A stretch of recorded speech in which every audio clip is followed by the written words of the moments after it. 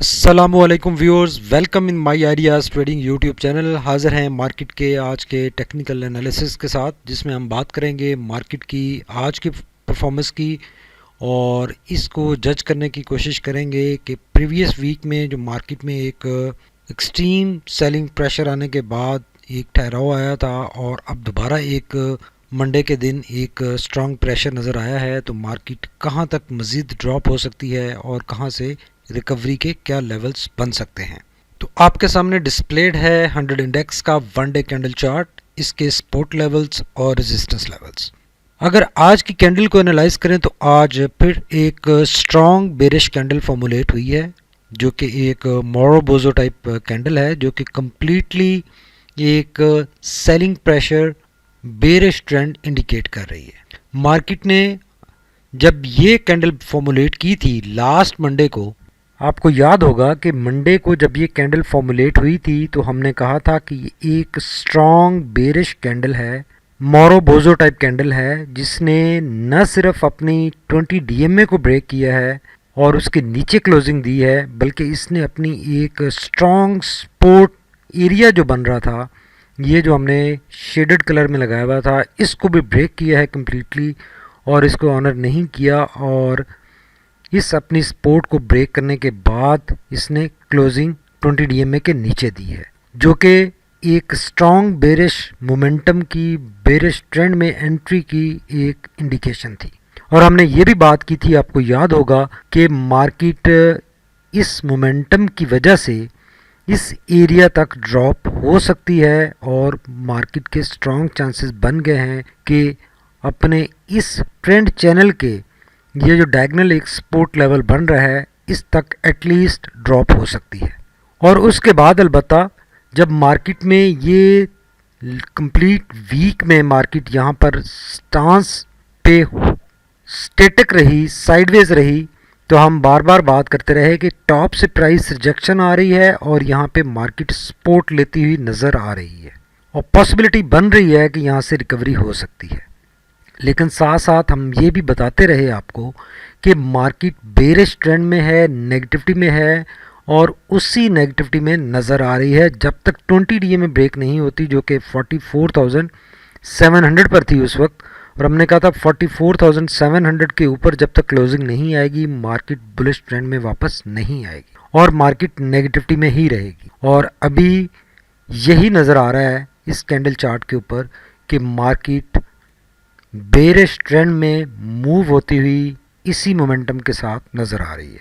बल्कि जो bearish momentum है वो यहाँ पर टेम्परेली हॉल्ट हुआ था, स्टे किया था, मार्केट ने यहाँ पर स्टॉप किया था, अपना एक बॉटम फॉर्मुलेट किया था, लेकिन उसके बाद मार्केट आज जो गिरी है, आज जो कैंडल बनी है, इसके बाद नेगेटिव मोमेंटम बढ़ गया है।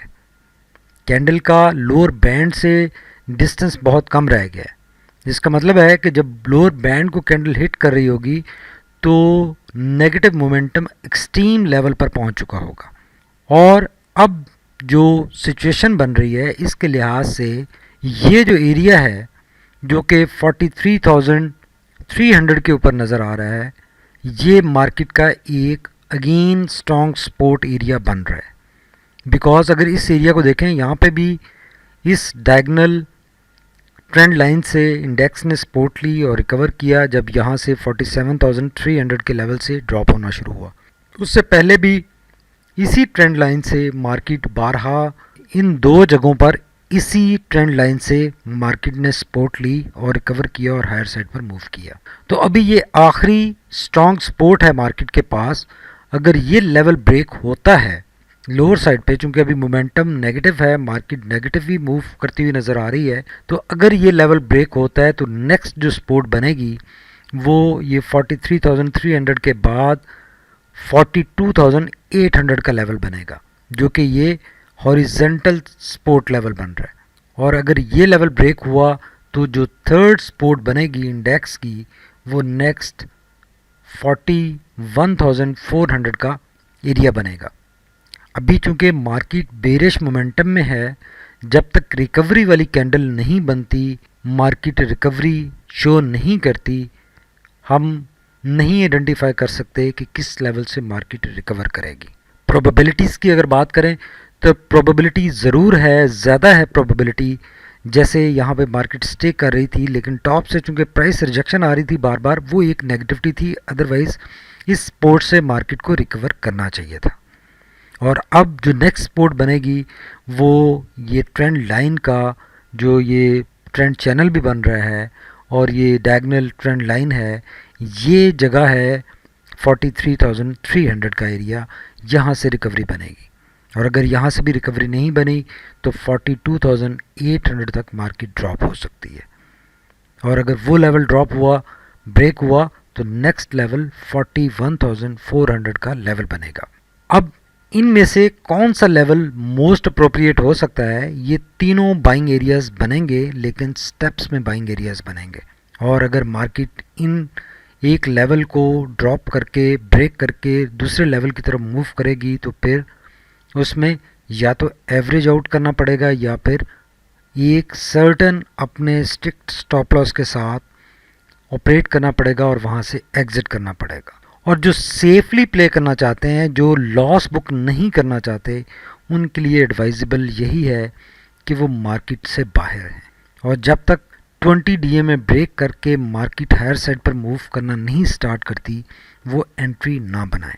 आपको याद होगा जब पिछले मंडे को ये कैंडल फॉर्मुलेट हुई थी तो उस वक्त हमने क्लियरली कहा था कि हमारा स्टांस मार्केट से अब एग्जिट का है और 50% इस कैंडल के ऊपर एग्जिट बनता था और 50% यहाँ पर एग्जिट बनता था जब मार्केट बार बार हायर साइड मूव कर रही थी लेकिन वहाँ पे स्टे नहीं कर रही थी, 20 डीएमए के ऊपर क्लोजिंग नहीं दे रही थी। तो यकीनन जिन लोगों ने इस एरिया में एग्जिट किया उन्होंने एक वाइज डिसीजन लिया और वो यकीनन अब इन तीन एरियाज़ में, ये तीन एरियाज़ बनेंगे, इनमें वो स्टेप्स में बाइंग कर सकेंगे। स्टिल इन एरियाज़ में बाइंग रिस्की हो सकती है बिकॉज आपको नहीं पता, आप आइडेंटिफाई नहीं कर सकते कि मार्केट कहाँ से रिकवर करेगी। लेकिन थोड़ी सी मदद हमें आरएसआई कर सकता है और वहाँ से थोड़ी सी इंडिकेशन हमें मिल सकती है कि रिकवरी कहाँ से बनेगी। आइए चलते हैं आरएसआई की तरफ। अगर आरएसआई को देखें तो ये जब यहाँ पे मंडे को ब्रेकडाउन हुआ था तो आप हमारा प्रीवियस मंडे का एनालिसिस देख सकते हैं। इस मोमेंटम के ऊपर हमने एग्ज़िट प्लान किया था, डिटरमिन किया था कि एग्ज़िट बनता है और उसके बाद साइडवेज रहने के बावजूद इसमें हमने कोई एंट्री की कॉल नहीं दी। अभी आरएसआई 37 पर पहुंच चुका है और मोमेंटम मुसलसल लोअर साइड पर अब बढ़ने लगा है। यहाँ पर कुछ अरसा ये साइडवेज रहने के बाद लोअर साइड पर बढ़ने लगा है। अब आरएसआई की नज़र से जो पहली सपोर्ट बनेगी वो 30 पर आरएसआई जब पहुँचेगा तो वहाँ से सपोर्ट मिलेगी और पॉसिबिलिटी बनेगी कि मार्केट रिकवर कर सकती है। आरएसआई जब 30 को टच कर रहा होगा तो जो सपोर्ट लेवल्स हमने आइडेंटिफाई किए हैं मार्केट का, वो नेक्स्ट सपोर्ट लेवल बन रहा होगा और अगर ये लेवल ब्रेक हुआ तो फिर आरएसआई मज़ीद कूल डाउन हो सकता है और मज़ीद लोअर साइड पर मूव कर सकता है बिकॉज प्रीवियसली भी आरएसआई 10 और 12 के एरिया तक मूव कर चुका है पास्ट में। जब यहाँ पर ड्रॉप हुआ था 14 तक ड्रॉप हुआ था, तो अभी भी आरएसआई 14 तक भी जा सकता है अगर 30 का मार्जिन ब्रेक होता है तो अकॉर्डिंगली हमें इन दो लेवल्स को या कोई पॉजिटिव ट्रेंड में वापसी की इंडिकेशन का वेट करना है for the fresh entry, for the fresh buying. अगर मैगडी को देखें तो ब्लू लाइन रेड लाइन को क्रिस क्रॉस करके नीचे निकल चुकी है, जो हमने कल भी बात की थी और उससे पिछले वाले एनालिसिस में बात की थी कि मोमेंटम अब नेगेटिव है, हिस्टोग्राम नेगेटिव साइड पर बनते हुए दिखाई दे रहे हैं और आज का हिस्टोग्राम काफ़ी साइज़ में बड़ा बना है नेगेटिव साइड पर। तो ये यकीनन आने वाले दिनों में भी मैगडी मार्केट की नेगेटिविटी ही इंडिकेट कर रहा है, कोई इसमें रिकवरी की कंफर्मेशन नहीं आ रही।